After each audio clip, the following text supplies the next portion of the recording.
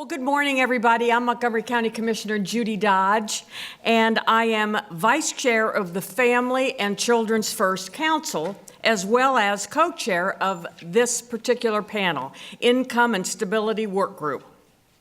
Dave Mellon is my co-chair. He's president of PNC Bank. He will be joining us, I believe, a little bit later. He's also chair of the board of United Way of Greater Dayton, as well as chair of the Human Services Levy Council. As you can see, he's a busy, busy person. We also have other co-chairs that are not here right now of the other panels. Debbie Lieberman and Anessa Cheek are co-chairs of the Education and Life Skills Subcommittee. Dan Foley and Greg Hopkins are co-chairs of the Health and Safety Subcommittee. Now, I know it's early and we really appreciate you coming, and we are very aware of your time, so we're going to get going. So I want Tracy Sibbing, come on up here and you give them a little bit of background about what's going on. Thank you again for coming.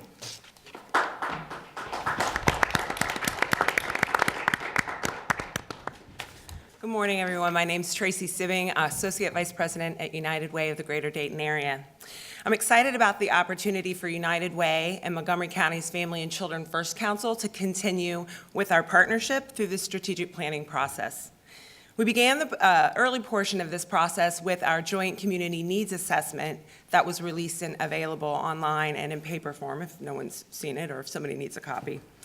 The strategic planning process will continue through the fall with a variety of different meetings with our, all of our members, and then also with the work groups that we've established. Hopefully you've all received those emails and invitations. These meetings will foster a review and discussion of what we hear from the various panel discussions, as well as looking at best model practices that are happening in other areas that might be implemented here in our community. But one of the things that we are really focused on is making sure that there's integration across all three areas: education and life skills, income and stability, and health and safety. That's a pretty important component of this process. The overall purpose is that we will emerge with a common set of priorities that will guide our work and develop strategies and actions moving forward that will have the biggest impact on individuals, families, and children in the areas of education, income, and health. I'm going to turn it over to Tom Kelly from the county.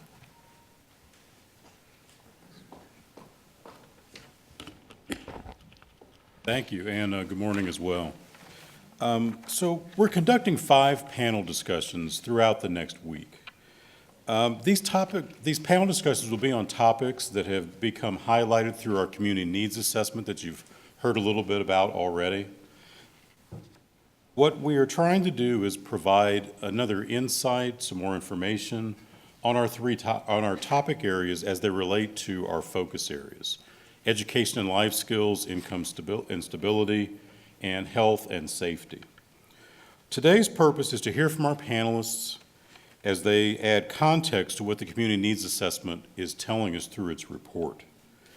As they each bring a particular valuable expertise to these topic areas, they'll provide us with more information that will fold into the ongoing strategic planning process as it moves forward. It's important to note that, as Tracy has already alluded to, we'll be integrating the work of all of this activity, all of these different processes through the strategic planning as it moves throughout the summer and into the early fall. And with that, Jim Gross will be our facilitator this morning. As you know, Jim Gross is our immediate former health commissioner for Montgomery County. He has now moved into a consulting role in the community, and he is with us today as our lead facilitator. Jim.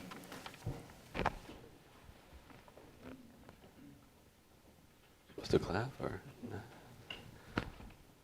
Thank you, Tom. Good morning, everyone. Good morning. It's a pleasure to be back on stage again, and it's also a pleasure not to be sitting over there and standing over there. But we really do appreciate you coming. We know it's early, but we do have a lot to accomplish here over the coming weeks. What I want to do is just briefly review the format and ground rules for this morning. You were given a handout, so there's actually more details on the handout than really what I'm going to explain. But over the next 2 hours, roughly 2 hours, we have 9 questions that we're going to be asking. All 6 panelists will be answering questions number 1, and then the final 2 questions, questions number 8 and 9. The other questions will not be answered by all of the panelists, but we have informed the panelists days in advance of the questions that we would like for them to answer, so they know what's coming. We have asked each panelist to limit their responses to 3 minutes each, because if you start doing the math on 9 questions and all of the different panelists' responses, you can see where we cover the 2 hours fairly rapidly.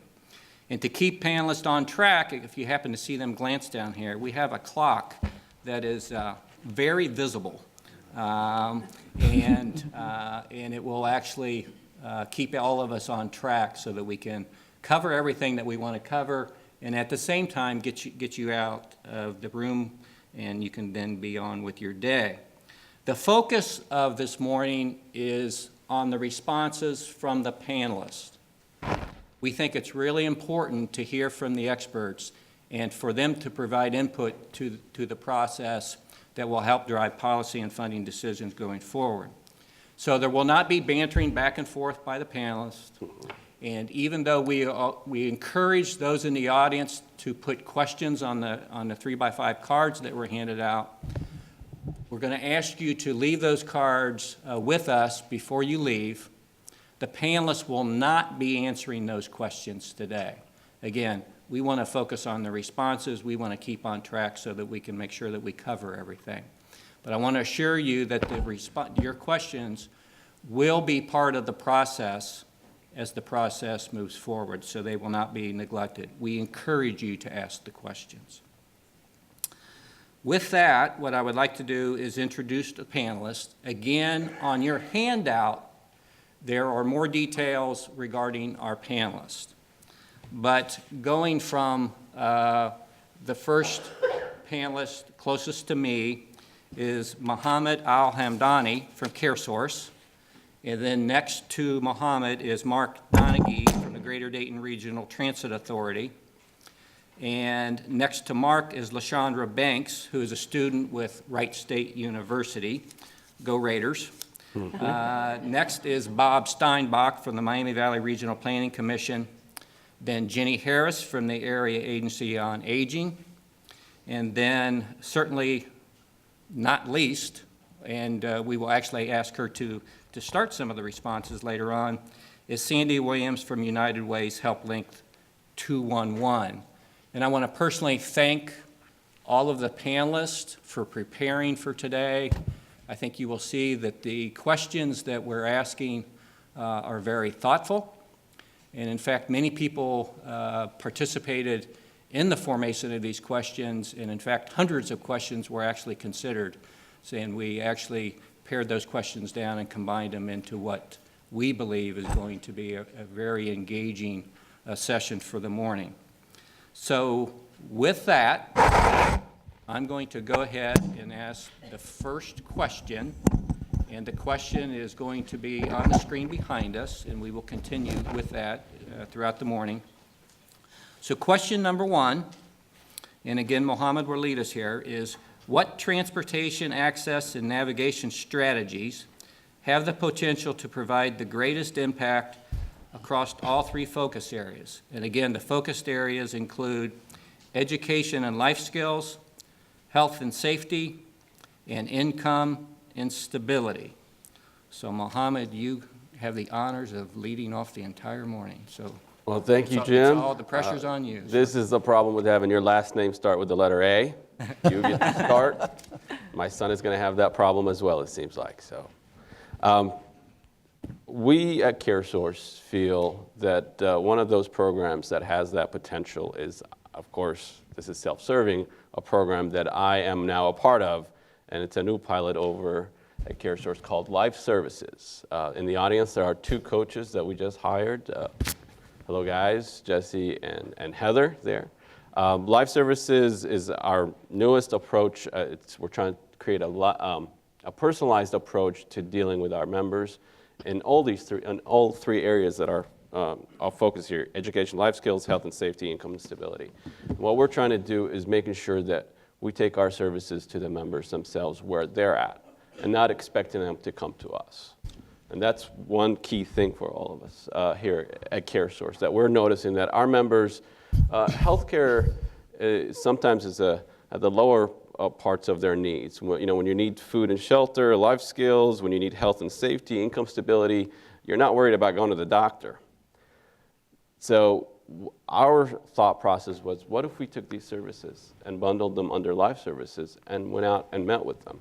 Our first approach is to hire life services coaches, and those are the two guys, well, one guy and the lovely young lady, Heather, back there. They are our first life services coaches. Our life services coaches will be responsible for creating an educational life skills plan for our members who participate in the program and staying with them for at least 2 years to ensure that they, whatever the goal for that member, whether it's education, whether it's finding a job, whether it's going to get a bachelor's degree, or whether it's just, I don't know how to put a budget together to make sure that my family is well fed and also paying my bills and making sure that I stay on target. That will be their focus. We're also creating a new position that we are calling sort of like a navigator. But I believe those positions are going to be more focused on how do we get our members to navigate the system. We're doing some research, and all of us here provide many different services. And it can get very confusing for our members because they don't know how to go from point A to point B sometimes. And there are so many different requirements for those programs. Some of the programs have federal poverty levels that start at 125, some of them are 138, some of them are, you have to start at point B, some of them you have to start at point C. And so the whole purpose of this new program is to make sure we connect the dots for our members to make it easier to go from point A, wherever they're starting, to wherever their end is.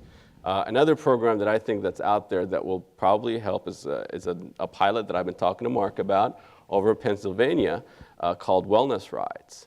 And it's a program that's paid by the FDA, and the FDA will cover the cost of certain things. And that program will ensure that any person that needs a ride will get that ride no matter where they're at by connecting all the resources of the community, whether it's transportation from the public sector, private sector, or the nonprofits. So those Thank you very, very much.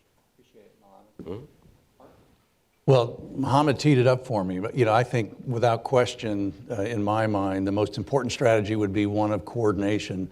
I think, and I don't want to steal Bob's thunder because I know, he led the effort for a regional coordination study. There are literally dozens of organizations providing transportation in Montgomery County alone.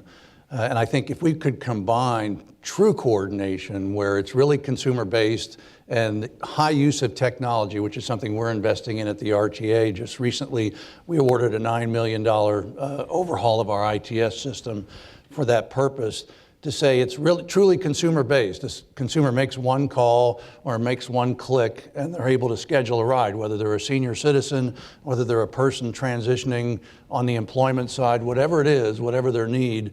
Our vision is that it be solved by coordinating the efforts of all these different agencies so that if, say, my mother needs to go to dialysis tomorrow, she may go there on RTA's service, Project Mobility. She may come home on a senior resource vehicle. What should matter to her is that the operator she sees and the vehicle she sees is a good, clean vehicle with a qualified operator, and there's some unified logo of sorts to say we're all working together, in this region to make sure that mom gets that necessary ride to and from dialysis. I think if you combine the two, it can be done. We know the technology exists today to do the scheduling part of that. I think that's probably RTA's biggest resource because we've already made that investment for the community.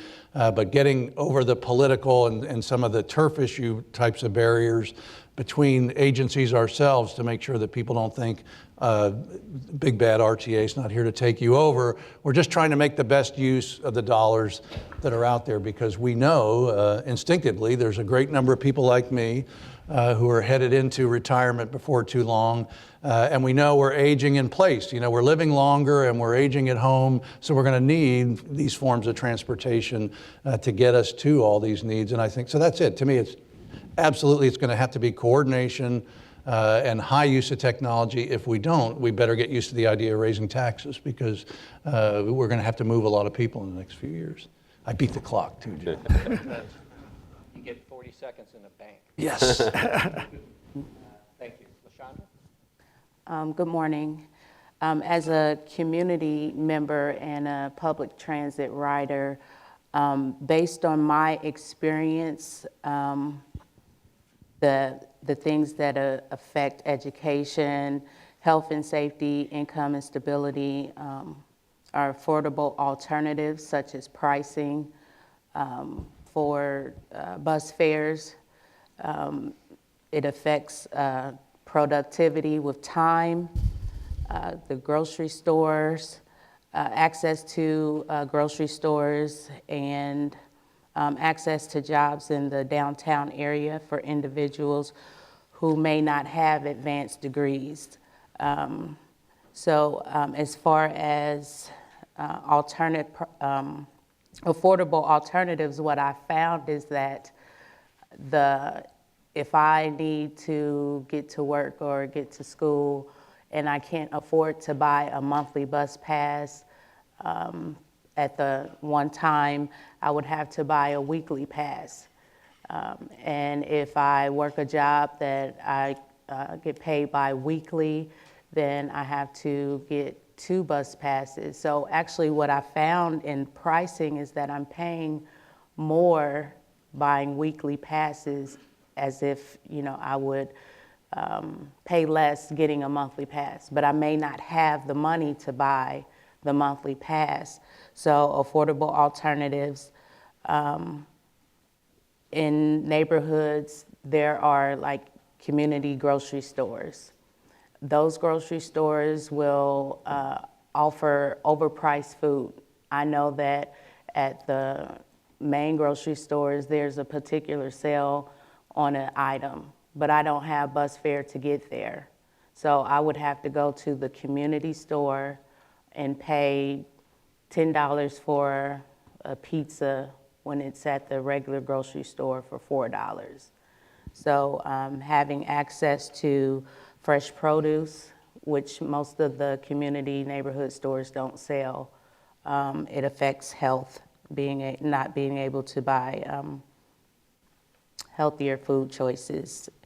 Also, with access to jobs, what I've found is we're trying to create jobs that are more technically advanced.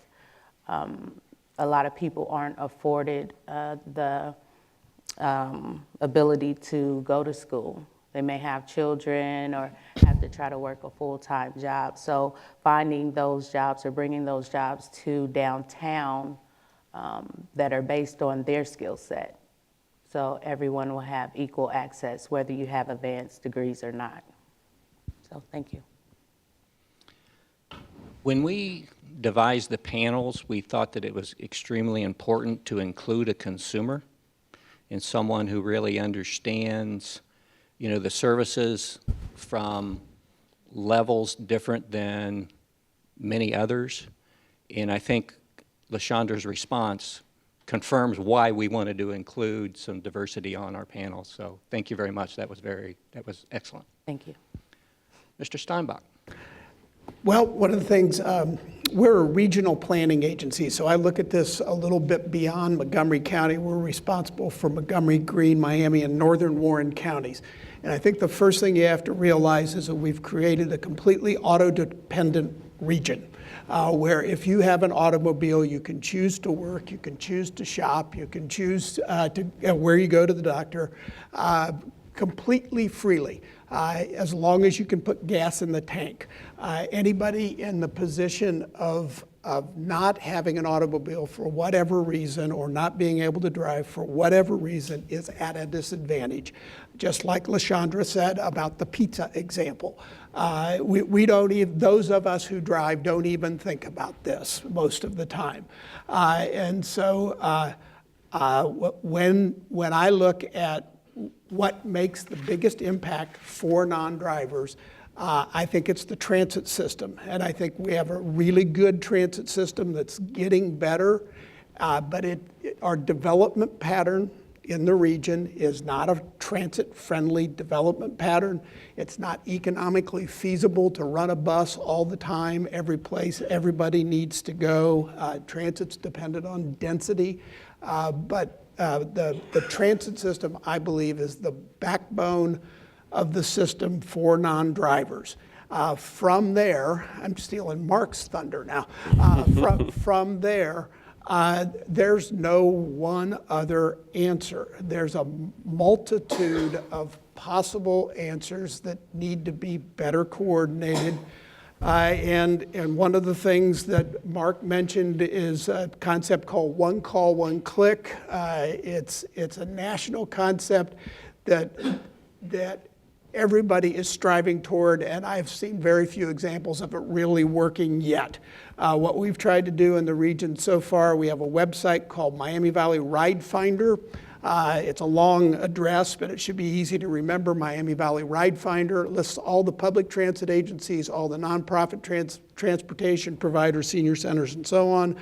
It's used heavily by United Way 211, and I believe the Area Agency on Aging also uses it pretty frequently. It's a pretty easy way for advocates to see what's out there for their clients. I don't know that clients use it, or citizens use it directly as much as people answering phones for agencies like United Way and the Area Agency on Aging. The combination of that is the beginning. It's the beginning of the one call, one click concept that Mark mentioned that I think is very important. Thank you, Bob. Next is Ginny Harris from Area Agency on Aging, and Ginny has brought some props. So this is good. So we have some slides in addition to the verbal comments. Well, good morning. I want to take this opportunity to thank the FCFC and the United Way of Greater Dayton for inviting the Area Agency on Aging to participate in this panel. I'm happy to be here this morning. What is the definition of access? It's to approach or gain entry into a system. And I believe that Montgomery County has a very robust network of access entry points. I think that's something that we do extremely well. The Area Agency on Aging is an aging and disability resource center for our 9-county region. Montgomery County, of course, is our most populous county. And we have memorandums of understanding with HelpLink 211, the Access Center. We have longstanding partnerships, of course, with Montgomery County Jobs and Family Services, Goodwill Easter Seals in Miami Valley, Community Action Partnership. We've all been together in this for a very long time. And so when we receive a call for someone who needs services, we can easily provide that warm handoff to the agency that can provide the best answer to that caller's need. The Area Agency on Aging has recently just started a new advertising campaign. I hope those of you have seen our new TV ad. We've been actually marketing our 223 HELP number now for close to 10 years. And we also do billboard advertisements to let people know there is a number to call, 223 HELP. We strive to answer all questions on the process of aging, and let's face it, we're all aging from the moment you're born, and to serve people with disabilities of all ages. I think we do a really good job of promoting who to call, and I think we do a very good job of transferring those calls to the best people to serve those needs. I don't know that we need a new strategy for access, but the state of Ohio, via the Ohio Department of Medicaid, is launching a new program called Ohio Benefits Long-Term Care to sort of restructure the front door to long-term care services and supports. I'll talk about this new program a little bit more in more detail when I answer another question. But access is just part of the problem. Mohammed touched on this earlier. Once you get to the right place, you need help getting the services actually started. Getting to the right place is just half the battle. A I really feel that navigation is the key to getting people to the services and getting those services started, and I think that is an area where we could all improve. We do have staff at our agency when we go out and do an assessment to help navigate some of these systems, especially the Medicaid eligibility piece. But if someone's not eligible for Medicaid or one of the other programs that we administer, those people don't really have someone to support them through the process of making sure that service is actually delivered. I think we need some more support navigators. Again, the state, this is bundled in with the Ohio Benefits Long-Term Care Program. There will be money for support navigation, so we're really looking forward to having a more robust system to help people with that piece. Most of you know, or maybe you don't know, the Area Agency on Aging administers the Passport and Assisted Living waivers, also the ComCare Levy Program. Passport and ComCare all provide transportation for consumers, both non-medical and non-emergency medical transportation. But they all have different eligibility criteria. There's different applications that go with different programs. It's difficult, again, for people to know what they're eligible for, so they really need a navigator to help them get to that point. Transportation is key. It impacts, of course, health and safety and income and stability. Transportation gets people to their medical appointments. Community agencies such as JFS for their Medicaid, Social Security Administration building, grocery stores. It's such a quality of life issue that I can't underestimate how critical it is for older people and people with disabilities who can no longer drive a car and need assistance to get to almost everything that they need. So, Jenny, could we hold it right there? yeah. If you continue on, they're going to activate a really loud buzzer, Oh, I'm sorry. and I'm probably not going to get any more service from Montgomery County. So we'll move Okay. on. If you've got additional thoughts, I'm going to encourage you to weave those in questions that are coming up. Okay, thank you. Thank you. The last responder, Sandy Williams with United Way's 211, who probably hears about all of these issues on a daily basis. Good morning. I appreciate being here. I pretty much heard everything that I was going to report out, but as many of you know, that we are a service that links Montgomery County residents to the various services, whether it's transportation, education, health and safety, income, and stability. I think the issue is many people don't know about our service, so they don't know how to access the resources that are in our community. We know that having access to transportation and affordable transportation is important. It allows families and individuals to access the various programs, maintain their daily living skills, such as going for their counseling class appointments, their medical appointments. We get people calling at the last minute.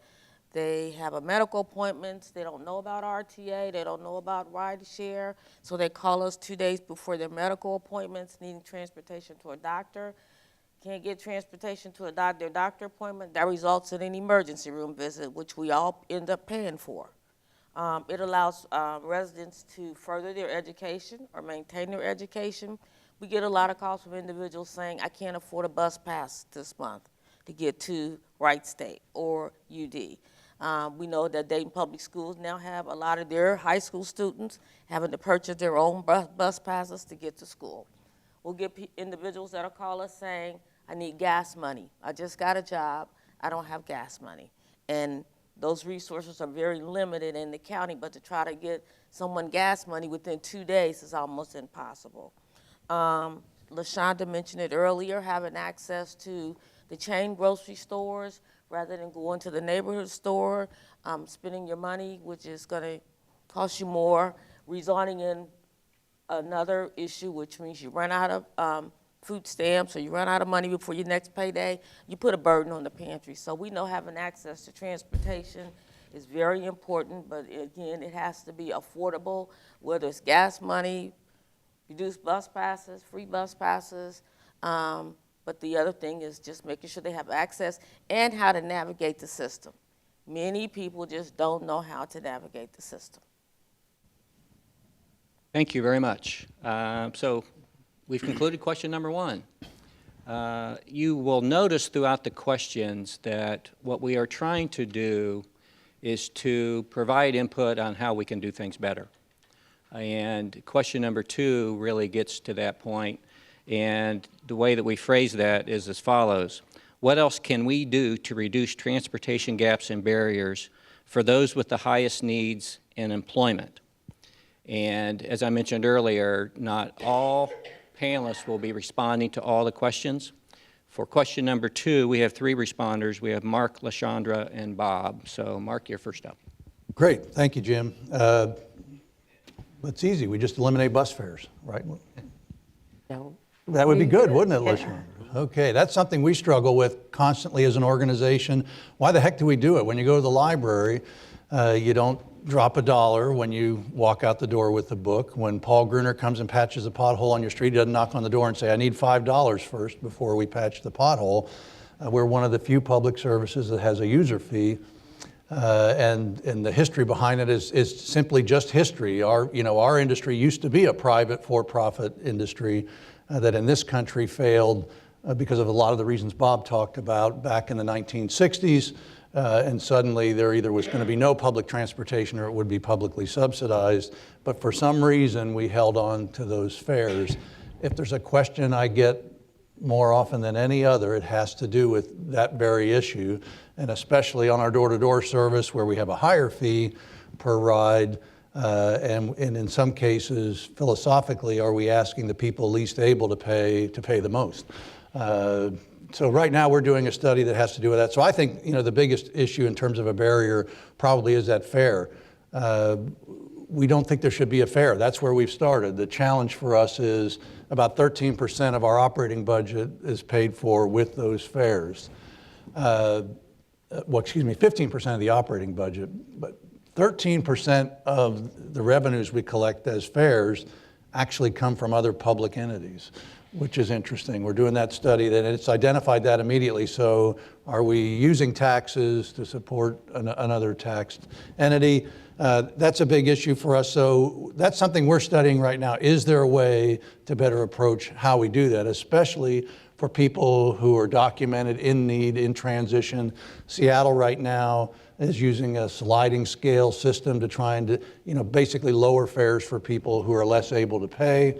And we're watching that very closely. The other thing, obviously, especially in terms of access to employment, would be to support increases in service. We've added little bits and pieces of service in the last few years, primarily to the new job growth at Procter & Gamble, at Austin Landing, Stone Quarry Crossing, Northwoods Boulevard, the old Delphi facility. And those have been great, but as Bob said earlier, they're very hard to do because it's all new service when we do that. And beyond that, probably frequency of service on some of our lines we think should be a lot better, especially in the evenings where it's at minimum of 70 minutes or 90 minutes between buses. So that's that. So it's a challenge for us. I don't know that I have the answer, but certainly a big barrier for us today, what I would like to say is there are no more fares. It's free access, it's public transportation, that's where we should start. So we're going to start at that point and see if we can find a solution to that big issue.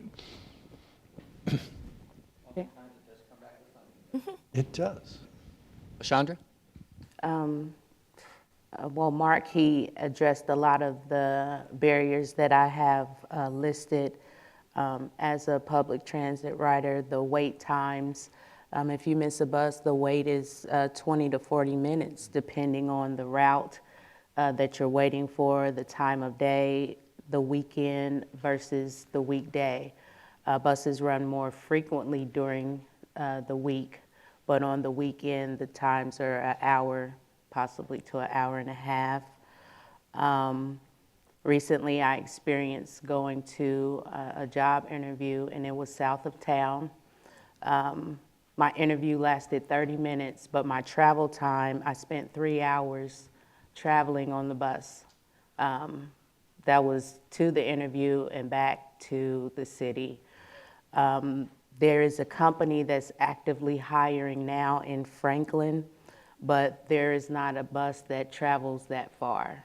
They have gained 8,000 more consumers for their business, so they need people in positions to fill those positions.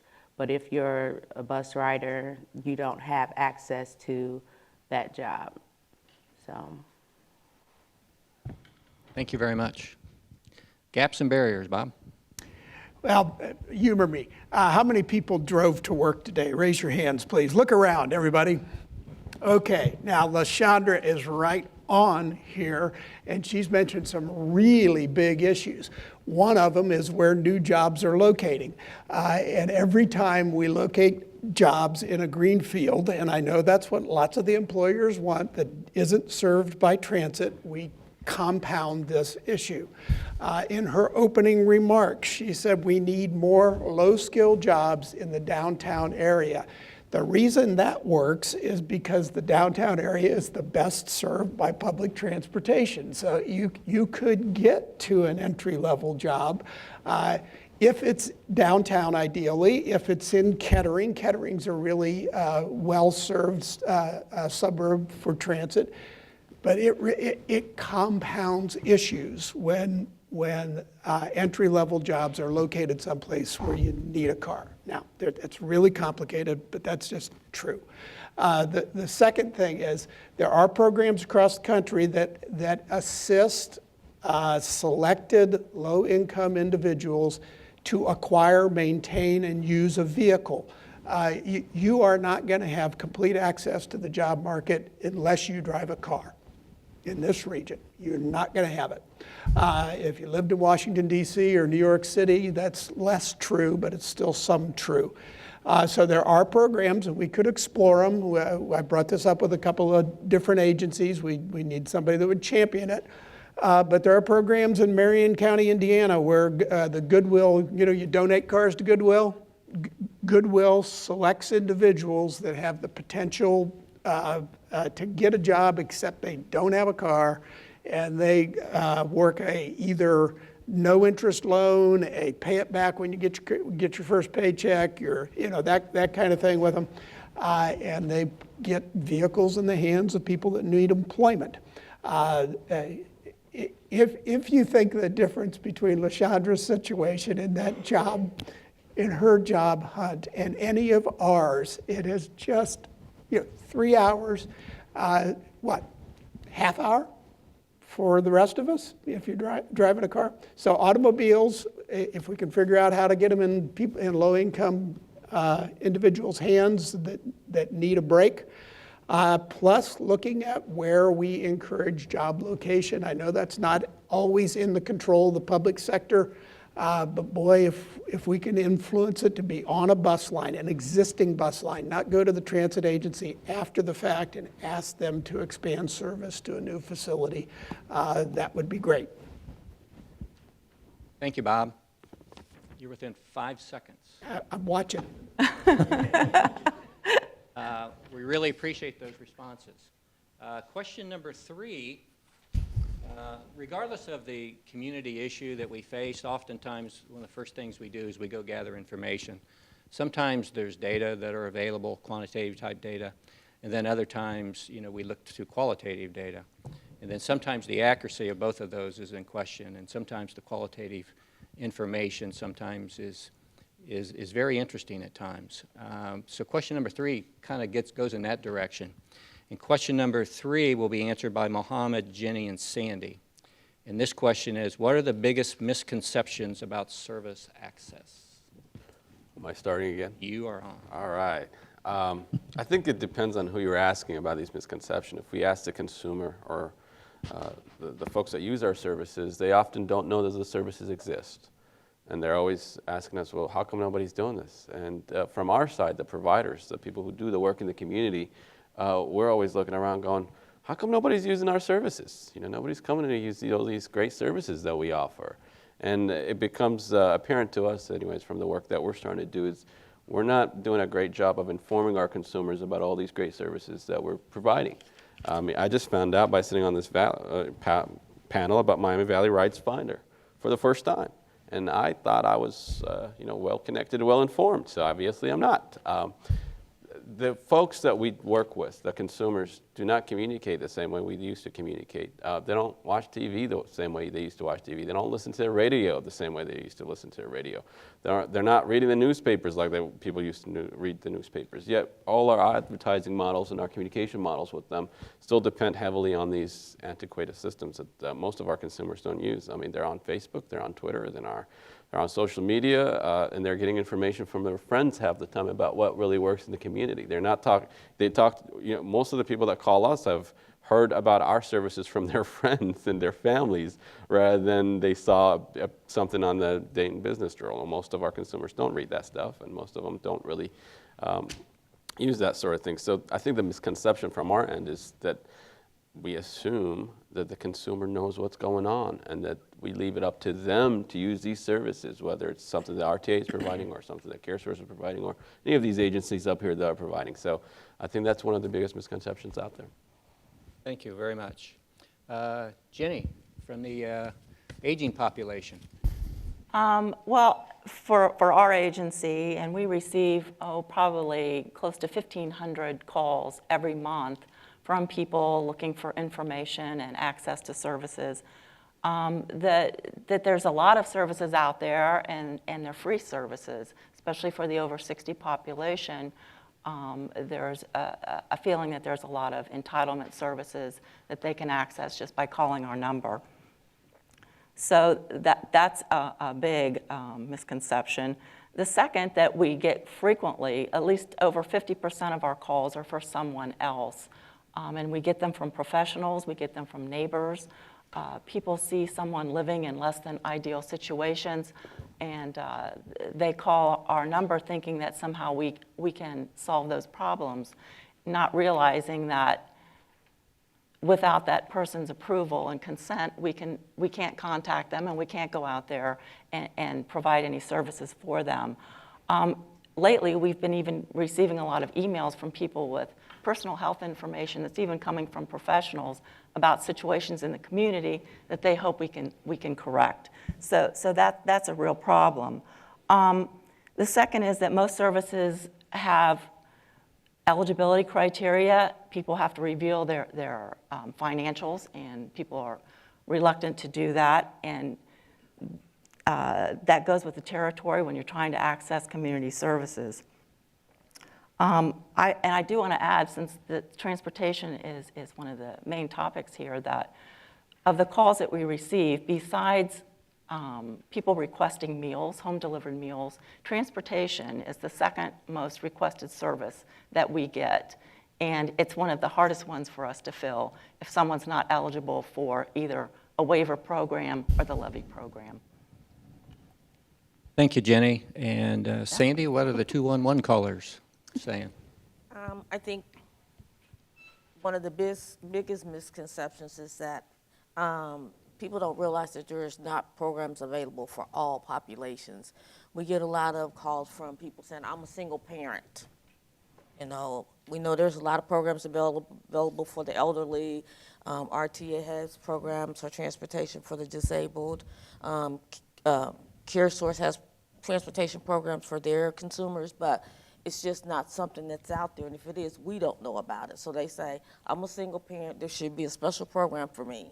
The other one is that the misconception is that they think they can call today and get transportation to a doctor's appointment tomorrow, and that's not possible. They think it's okay to use 911 if they have a doctor's appointment, go to ER, and they've had their medical needs met, and again, we pay for that. There's the misconception that there's funding available, so everyone that needs transportation in the county should be able to get it. We all know that it's very, very difficult to get funding for transportation. Again, the other misconceptions years ago, there were agencies that had free bus passes and tokens and things of that nature, and again, a lot of people in the communities think that service still exists. So they'll show up at our building saying, I need bus tokens to get to my job, to get to the doctor, or just to get back home. So those are some of the biggest misconceptions we see. And again, Ginny mentioned, the eligibility requirement, they don't realize that there's a process. They think they can just call and get transportation. You have to meet certain eligibility requirements, and again, there's a process. It doesn't happen overnight.